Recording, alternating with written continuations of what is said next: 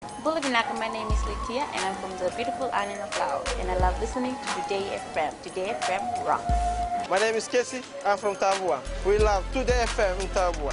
Today FM rocks. My name is Selina, I'm from Tavenga Vengamba. I love listening to Today FM. Today FM rocks. Pula, my name is Carlo.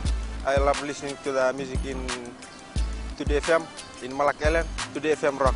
Today's hit music on Today FM. In the news, Lambasa Mill faces crushing delays. Cement shortage results in export suspension. And Pacific leaders take stand on climate change. From the studios of FBC Suba, Amrita Sagar. But first tonight, FBC News has been reliably informed that Education Minister Mahendra Reddy has voluntarily resigned from his position until the conclusion of his court case. Reddy appeared in the Suva Magistrates Court yesterday, charged by FICAC with 1 count of bribery and 1 count of undue influence. It is alleged that Dr. Reddy offered a steady water source for Ra High School to influence the future vote of Wesea Lelombo, the school manager. The resignation is believed to be only for his position as minister and not as an MP. Dr. Reddy's case will be recalled on July 19th. A problem in one of the shafts at the Lambasa sugar mill is causing a delay in crushing. This has resulted in a long queue of cane lorries outside the mill since Sunday morning. Eleanor Turangaivu reports. Just a month after the crushing season started, the Lambasa sugar mill has suffered a setback. A shredder shaft, which prepares the cane for crushing, broke down on Saturday, leaving the mill with limited capacity to crush at the rate it has been doing so since the start of the season. We have been running the mill thereafter, so it's not like the mill is not running. It's running at slightly reduced speed, and the engineers are working on the issue. An engineer has been sent to the Lambasa mill to inspect the breakdown. His report will determine the next course of action for FSC. We're looking at how we can reuse the existing shaft, which would be the first prize for us. Secondly, the option we're looking at is moving another shaft from another mill. That could happen in a couple of days. Or if we have to order a shaft, that will take a longer period. Most of these cane lorries behind me have been here for hours, some since yesterday afternoon and most from last night and early this morning, waiting to offload their cane. They claim they have not been told by FSC as to why they have been made to wait so long. Till now we don't know what's wrong in factory, but we staying yesterday 7:30 and we haven't received any message from FSC. Came here 7 p.m. yesterday. 7 p.m. I was here on the line. No staff, no FSC general manager has come to us here. I'm here since last night 7 p.m. I was here and I had already my dinner yesterday, no breakfast and lunch. The FSC says there is no timeline yet on when the operation of the mill will return to normal. But for now, they're requesting farmers to bear with them as they work round the clock to fix the breakdown. Eleanor Turangaivu, FBC News. Pacific Cement Limited is expected to begin full operation by September. Fiji's largest cement producing factory stopped production due to a breakdown last month, resulting in a cement shortage. Pranita Prakash reports Pacific Cement has also suspended all exports to the region and is focusing on local demand. The cement plant is back in operation but operating at a lower capacity of 70%, which will continue until the end of this month. We have been selling close to 470 tons of cement every day for more than last 5 days. And our competitor is doing something like close to 600 tons of cement. But overall the market needs more than this. The demand for cement has grown very high. But we are confident with the planned refurbishment of the mill, which we are expecting a very important component for the mill to arrive in this country on July 22nd.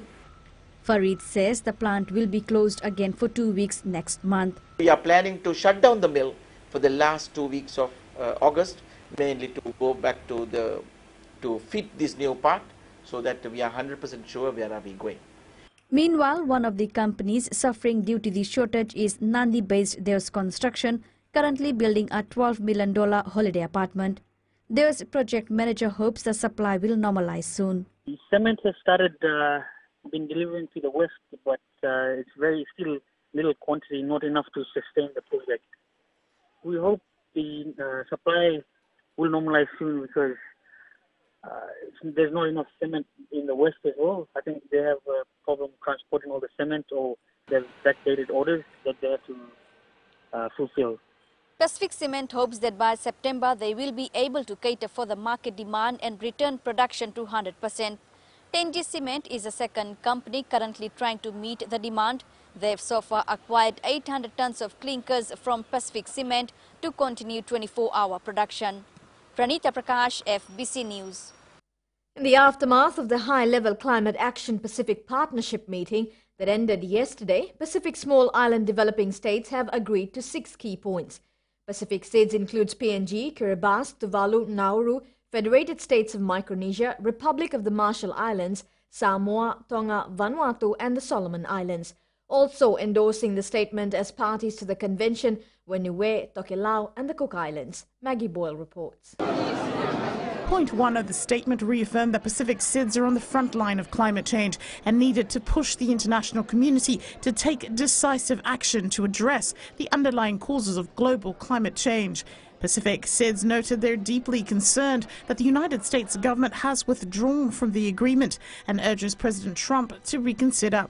In point 3, as the G20 group of major economies gathers later this week, Pacific SIDS strongly urges its members to reaffirm their commitment to the full implementation of the Paris Agreement. There are also calls for concerted action to limit the temperature increase to 1.5 degrees Celsius. In points 4 and 5, there is a call for stronger science that climate change is happening at a faster rate and that we must aim to achieve the least possible warming.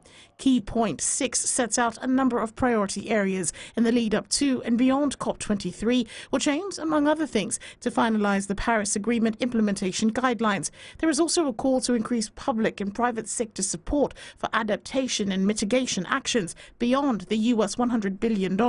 In addition, there's a call to consider a Pacific SIDS climate change insurance facility, taking into account other insurance mechanisms already in place. Maggie Boyle, FBC News. And still to come, Elections Office starts recruitment drive. And later, in new media, new app for Disaster Management Office.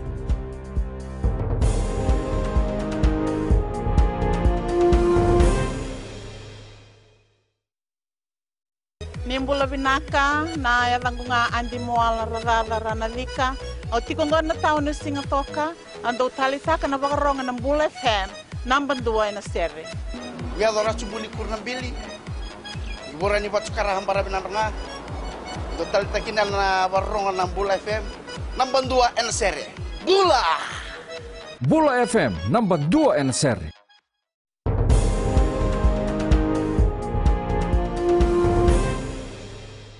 17,000 Fijians will be recruited by the Fijian Elections Office to be based in more than 2,000 polling venues in next year's general elections. Supervisor of Elections Mohammed Saneem says this is double the number of election officials recruited for the 2014 election. Kelly Vadala reports. Only 500 voters will be assigned to each polling venue next year, and the FEO is working on an early recruitment drive to ensure voters get the best services. The election officials recruitment drive that will begin on 28 July this year is open to all registered voters regardless of whether they are currently employed or not. This trend favors the principle of creating ownership in the election process as well as in the democracy. Saneem says more than 603,000 people have registered for the next election as of 28th April and numbers are increasing.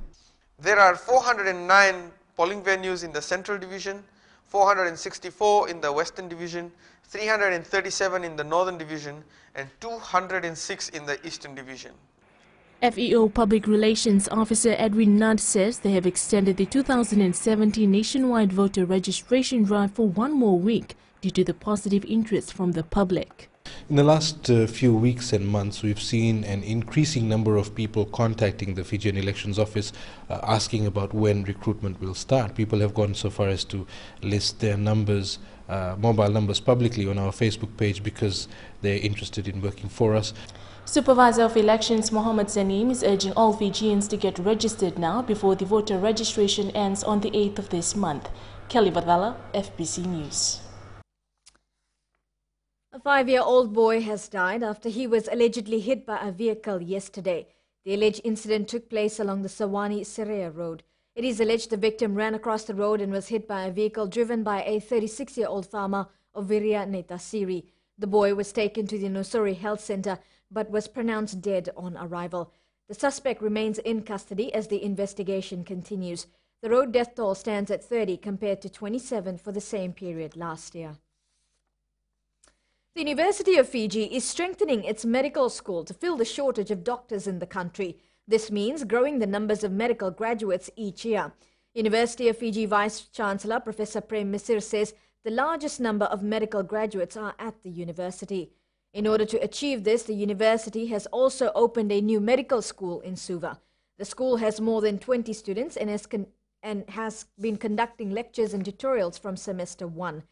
Professor Misir says postgraduate courses for medicine are in the pipeline. He adds there are shortages of specialized doctors and they will work to bridge the gap. Whatever universities do, they have to do it in accordance with the needs, the human resource needs of the society. And in this particular example, we're talking about medical doctors. We need them. The Fiji, country needs a lot more doctors. $500,000 will be directed to the new Western Disability Centre as part of the Fiji National Council of Disabled Persons Strategic Action Plan. Council Executive Chair Dr. Sitiveni Yanuyanu says the $700,000 increase in their budget allocation will accelerate the implementation of the Council's plans for this year. Yanuyanu says the Council has requirements for those who wish to be part of the scheme. We've got the operations here in Suva, in the Council in Suva, the Council office in Suva, and also the one that is currently operating from the north in Lambasa. Our main capital project is the building of the new disability Western Disability Centre in Lautoka. Ahead in sports, Melly will have the latest on the Flying Fijians, but joining us next is Rachel with business. Thanks, Amrita. Good evening, and coming up in business tonight, Digicel gives back to customers.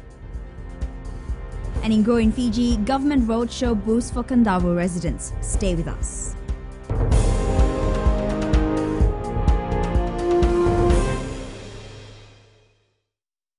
I'm Anare Sorbakura of Nayabu Wenimbuga Telebu. Whenever I want to tune in to listen to great music, I always tune in to my favorite radio station, Gold FM, only the classic. My name is Lita. We love listening to Gold FM here at the Fiji Hideaway Resort and Spa. Gold FM, only the classic hits. We here at Kano Waterfront Lautoka love listening to Gold FM, only the classic hits. Gold FM, only the classic hits.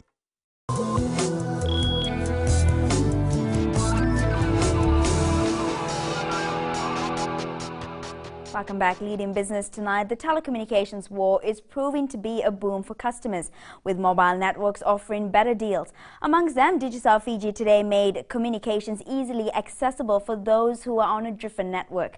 Anthony Soliana has more. Digicel Fiji says competition is proving to be beneficial for consumers, and the mobile network provider will continue to work in the interest of all Fijians. Competition is good, right, because it brings out the best in you. And so we really relish the challenge of seeing how we can continue to innovate. And for us, it's all about innovation. With social media and data usage at an all-time high in Fiji, Digicel says it is always working to find ways to offer this to all users. Cross networks and stay in touch with their friends and families, no matter what network you're on. We don't penalise consumers in Fiji for not being on our network. Digicel has also bundled its Sky Pacific TV services broadband together with its mobile network, which McLean says has put the company in a strong position with its customers. Anthony Suliana, FBC News. Amalgamated Telecom Holdings has received formal approval to take control of Blue Sky Samoa Limited from AMPA SA. 88 signed the sales and purchase agreement last September. The company is still awaiting approvals from American Samoa and Cook Islands. We now join Elizabeth from HFC Bank, who has the latest from the trading world. Good evening. Let's have a look at our economic calendar. The Reserve Bank of Australia maintained its policy rate at 1.5% yesterday. The spillover was Australian currency fell by 0.6%. The Kiwi dollar, on the other hand, strengthened overnight because of an improvement in their global dairy trade, their main export earner. It rose from negative 0.8% to negative 0.4%. On Thursday morning, the U.S. Federal Open Market Committee will release the minutes of their meeting, and investors are awaiting that to make future investment decisions. Later in the week, the U.S. will release their non-farm payroll figures for the month of June, expected to increase from 138,000 to 180,000. If it goes according to their expectation, then we can expect a stronger U.S. dollar. Vinaka, and back to you, Rachel. Thanks, Elizabeth. On to today's exchange rates. The Fijian dollar weakened against the Chinese yuan and the American dollar to close at 3.25 and 47 cents respectively. Closer to home, the Australian dollar strengthened, closing at 62 cents, while the New Zealand and PNG kina weakened, closing at 64 cents and 133. As for the commodities market, oil prices continues its upward trend into its third day, closing at 47.15 a barrel, while gold went down to close at 1,226 an ounce, and silver rose, closing at 16.16 an ounce. And in Growing Fiji tonight, the government roadshow has been welcomed by the people of Kandavu as they get a chance to learn firsthand what they've been missing out on. Government officials say the roadshow is targeted to teach the people what services they can access to better their daily lives.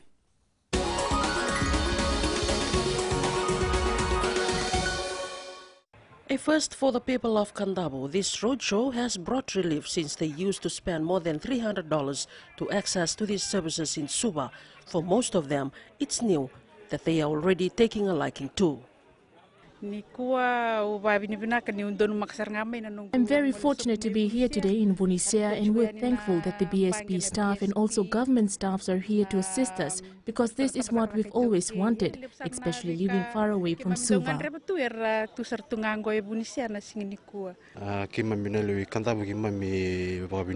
With the people of Kandavu are very thankful that the government roadshow are being held here, which makes it easier for us to understand and aware of the services provided by the government. Commissioner Eastern Luke Morivalu says providing these services is an initiative not only to provide efficient and effective services, but to let people see for themselves how the government machinery works. This is an yearly program that we will be taking. We will come around again to Kandavu after a few years, but in the meantime we can consult with the people if they still need some of these ministries and statutory bodies and private sectors to come in. We are ready to bring them back and sit down, spend 1 week with the people so that they are able to utilize the services and the potential that they have. These ministries, along with private sectors, are not only providing services here at Namalata, but other villages and districts also to showcase the kind of services that they provide. According to Morivalu, they will also try and assist those on the other side of the island in terms of motorboat fuel if they wish to attend this showcase. Sabaira Tambua, FBC News.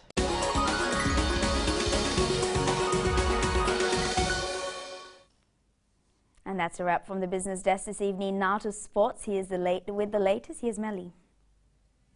Thanks, Rachel. Good evening. Coming up in sports, Flying Fijians 1 win away from topping Oceania.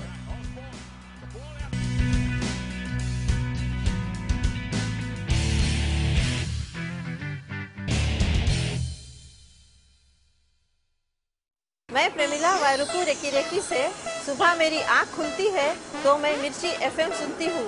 मिर्ची FM is number 1। It's so hot. हम लोग बार town के career driver लोगों ने हम लोग के मिर्ची एफएम सुनो अच्छा लगे। मिर्ची एफएम इज हॉट। हाय मैं संध्या नारिया रेफ्रिकी से मेरे सारे दोस्त मिर्ची एफएम सुनते हैं मिर्ची एफएम हॉट आई लव मिर्ची एफएम हमें स्पिन टकटाबुआ के मिर्ची एफएम में सबसे अच्छा गाना बजे मिर्ची FM it's hot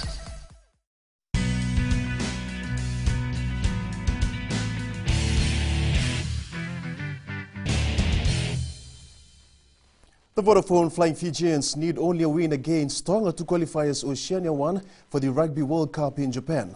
The Vodafone Flying Fijians are just one win away finishing as the top Oceania team for the 2019 Rugby World Cup. However, with 2 more matches left, the first hurdle will be Tonga this Saturday. Rohit Dale with the story.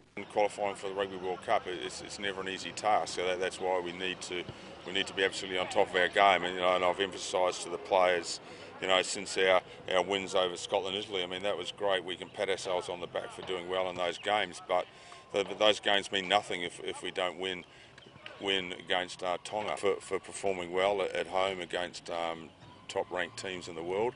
But now we've got to go away to Tonga and absolutely impose our game on the opposition. Backline utility Vereniki Ngoneva has played against the Tongans a number of times and knows too well not to underestimate Daikale. We know this week is a big challenge for the team. We know this battle is against our friendly island of Tonga and the Samoan boys. We all know this match is all physical battles. So I think the boys are looking forward for the big challenge this week.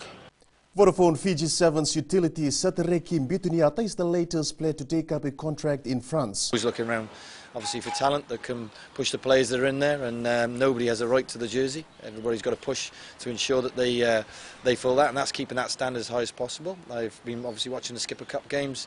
I'll watch some more on the weekend as well. The Fiji International Golf Tournament is expected to be bigger and better this year with a redesigned course. The tournament enters its 4th consecutive year next month with more than 120 top-class players to take part. Rohit Dale reports. On the forward tee, and as you rightly suggested, expect a more beautified Natandola Championships golf course when the tournament tees off next month, with some changes being made to it. It's difficult to stop it on the greens as well. So the work that's been done by Vijay and Greg on the new course, you're going to see some great changes, and this is going to make it more exciting. They're going to reverse the layout. You're going to see some new starting holes. From the tee down to this green. Changes have been made to 13 out of the 18 greens to suit the playing conditions. The pin in the back. It's not just for tournament week, it will still be recognised as one of the great international golf courses playing on our tour, but it will be recognised as a great golf experience for golfers from all over the world to come and play. Minister for Tourism Fea Square says not only has the tournament given Fiji a lot of publicity, but many more people have started playing golf. The tournament also has made quite an impact in developing golf as a sport in Fiji, and each year our local golfers get to have the opportunity to compete and participate in this tournament and compete against obviously the top ranking professionals in Asia Pacific region and the world. The 4-day tournament begins on the 17th of next month at the Natandola Bay Championship Golf Course. Rohit Deo, BC Sports. The AFL Fiji tribe is set to take International Cup 17 in Melbourne, Australia by storm. The Fijian flair that our rugby players are well known for will be an advantage for the men's team. Coach Simon Highfield says Fijian players are naturally talented, which makes them different from other teams. They've prepared beautifully. Their skills and their game plans have really developed, and I'm really excited to see what they can do in August. But the boys have put in their natural athleticism, and their fitness is really going to put them in good stead. Veteran player Alipati Savai says the team has many experienced players who are bonding well as a team. Most of the boys, this is the 9th, 8th year, 7th year, some of them. So in terms of experience, they've really stepped up and really developed throughout the years. So Vice Captain Chuta Vatite expects more from new players. We're trying to blend in with them. We just hope they'll bring the A game. And yeah, like I said, we'll just hope for the best. Fiji is in Division 1 of the International Cup and could face top teams like Papua New Guinea, New Zealand, Ireland and Pacific powerhouses like Tonga and Nauru.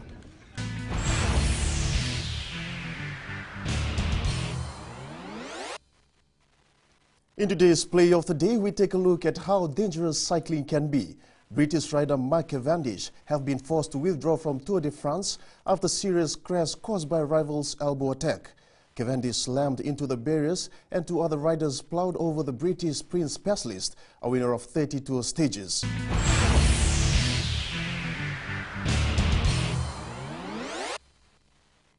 And that's it from sports this evening. Catch weather later with Angie. And in the world of the weird and the wonderful, we tell you about a new type of soccer competition. Find out more after the break.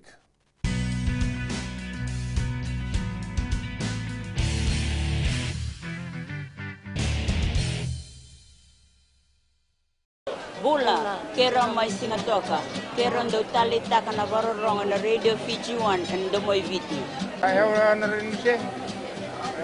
Kombinasyon mo bola do talita kana Radio Fiji 1 kana domoy viti. Kaya kuyazo sila tale, nagurara may nawamanyi, nandunga. Gitu talita gini ang gitu Venezuela, nagundo rongo, barong na Radio Fiji 1 na domoy viti. Na Radio Fiji 1 na domoy viti na bonga ni BNN.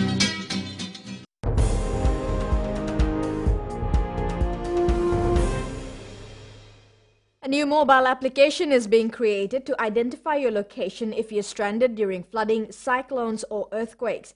The GeoMap app will be used to create community-based hazard and evacuation maps. Ropate Valeme has more.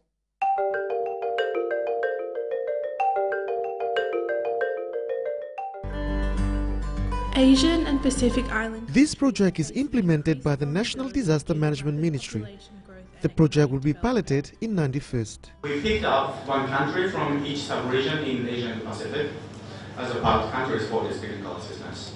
So Armenia, Bangladesh, the Philippines, and Fiji. The GeoMap app will also be used to identify safe zones for village members to seek shelter and identify hazard areas. Those maps can be carried, can be downloaded for offline usage. That means for the responders, for the fire department, for the medical department, before they head into the destination, they can have the exact location. Even they have only weak communication or no internet. Responders say the app is a useful one. Experience what we witnessed yesterday, there's no need for me to be at the emergency person center. The question that we would like to ask is, how can we ensure or look into assisting the project by providing data on the network as a whole and see that what level of damages can be assessed using this tool. The project will firstly focus on Saunaka, Namotomoto and Nawaka villages. Over 5,000 buildings have been digitized in Nandi using the GeoMap tool. Ropate Valeme, FBC News.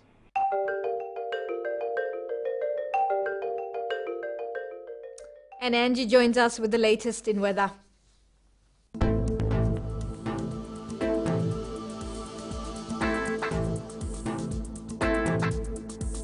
Hello there and welcome to the Weather World. We had some beautiful conditions out there today, although some rainy clouds were hovering over us, but it led to no chance of any rain. Looking at today in the west, grey rain clouds gathered. However, sunshine rescued all the drying clothes on the line as it made its way through the clouds. Eastwards from Peck Harbour to Suva, there were clear blue skies with scattered clouds.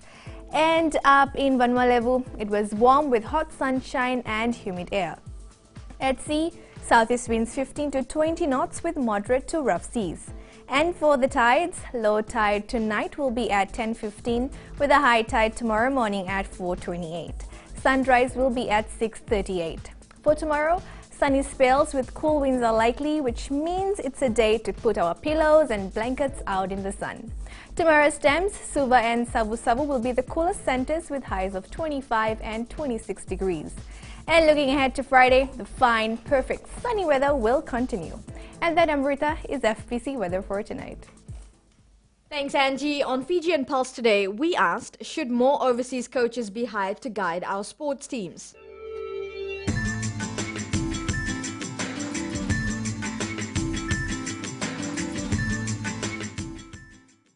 I think no, because they not achieved any level so far, like what Ilwasi did in 2007 when the Fiji rugby team reach the quarterfinal. But for the sevens team, I think it's okay. We can bring more international because they got lots of knowledge for the sevens rugby.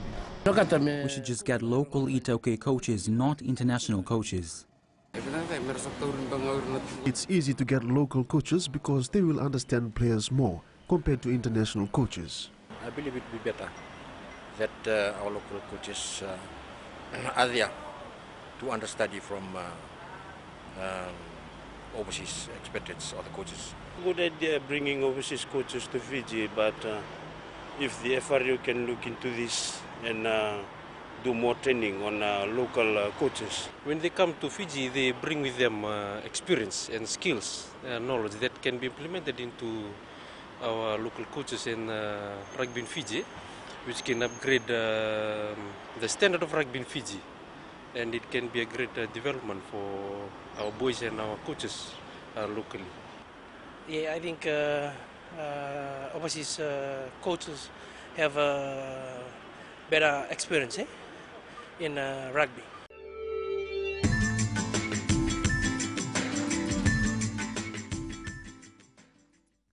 In the world of the weird and the wonderful, drone soccer is a new sport that incorporates drones being launched in South Korea. A nationwide competition was recently played. Now it's to be seen whether the newborn sport can rise to the status of drone racing. Now recapping the main stories, Lambasa Mill faces crushing delays. Cement shortage results in export suspension, and Pacific leaders take stand on climate change. For these stories and others, you can tune in daily to our sister radio station Gold FM. To our poll question. This week we're asking, are you happy with the new tax threshold? Visit our FBC website to answer. But before we go, today's shot of the day was sent by Avijit Singh, famously known floating island in Tanganikula, Lambasa. The island is popular among tourists and locals visiting Lambasa. Do send us newsworthy pictures and videos on email fbcnews@fbc.com.fj or share it with us via our Facebook page FBC News, or you can also follow and tweet us your news tips at FBC News or simply hashtag FBC News. That was your FBC News for tonight from the team and I. Have a safe and enjoyable evening. Bye for now.